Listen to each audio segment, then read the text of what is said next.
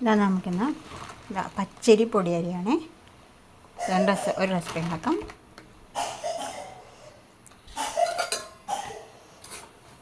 രണ്ട് തവി എടുക്കാം.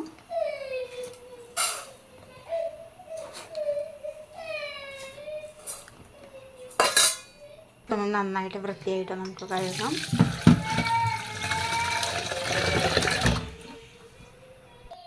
ചോറ് വയ്ക്കണം. റൈസ് കുക്കറാണ്. ഇതിൽ നമുക്ക് അരി വേവാനിട്ട് കൊടുക്കാം.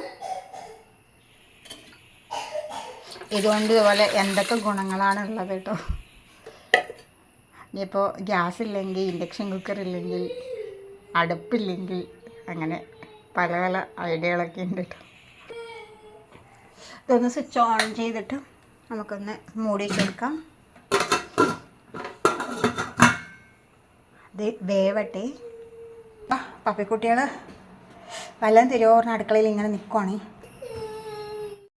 ഇതാ ഒന്ന് തിളച്ചത് ഞാനത് സ്വിച്ച് ഓഫ് ചെയ്തു. ഇനി ഇങ്ങനെ കിടന്ന് വെന്തോളും കേട്ടോ. അപ്പോൾ കറണ്ട് വേസ്റ്റ് ആവില്ലല്ലോ. ഇതിനി ഇങ്ങനെ തിളച്ച് ഇതിൽ കിടന്ന് ഒന്ന് അരി വെന്തോട്ടെ. അതിപ്പോൾ ഞാൻ വെച്ചിട്ടൊരു 10-15 മിനിറ്റ് ആവും. വെന്തോ നോക്കാം. വെന്തിട്ടുണ്ട് കേട്ടോ. ഇങ്ങനെ ആയി കിട്ടിയിട്ടുണ്ടേ മതി. നമുക്കിത് ഊറ്റിയെടുക്കാം. വെള്ളം വേണ്ട. അതായത് പതുക്കെ നമുക്കിതൊന്ന് എടുത്തിട്ട് അരിക്കാം. നല്ല ചൂടുണ്ട് കേട്ടോ. എൻ്റെ കൈ പോലും.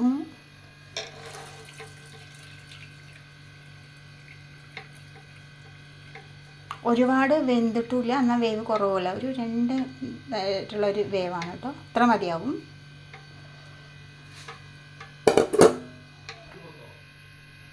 ഇത് നന്നായിട്ടൊന്ന് വെള്ളം വാരട്ടെ. ഈ പാത്രം ഒന്ന് നന്നായി വൃത്തിയായിട്ട് കഴുകണം. ഇനി നമുക്ക് കുറച്ച് പാലൊഴിക്കണം.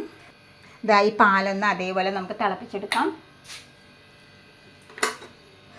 ഒന്നുമില്ലെങ്കിൽ ഇതുപോലെ ഒരു റൈസ് കുക്കർ ഉണ്ടെങ്കിലും നമുക്ക് ടേസ്റ്റ് ആയിട്ടുള്ള ഒരു പായസം ഉണ്ടാക്കാം കേട്ടോ. നന്നായിട്ട് വെള്ളമൊക്കെ നന്നായി വാർന്നിട്ടുണ്ട്. നമ്മൾ പാല് നന്നായി തിളച്ചൊന്ന് വറ്റിയിട്ടുണ്ട്. ഇതിലേക്ക് ഇട്ട് കൊടുക്കാം.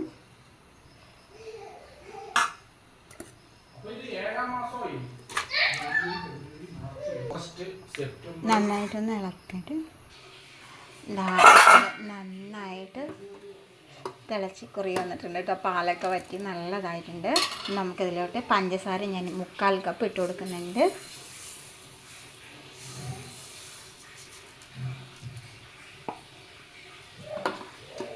നന്നായിട്ട് ഇളക്കി കൊടുക്കുക കേട്ടോ. റൈസ് കുക്കറിൽ നല്ല ടേസ്റ്റി ആയിട്ടുള്ള ഒരു പായസം ഉണ്ടാക്കുക കേട്ടോ. കുറച്ച് പാലും കുറച്ച് പച്ചരി ഉണ്ടെങ്കിൽ ഇറക്കാറാകുമ്പോൾ 1 ടേബിൾ സ്പൂൺ നെയ്യ് ഇട്ടിട്ടുണ്ടായിരുന്നു. കുറച്ചിട്ടാലും മതിയാകും.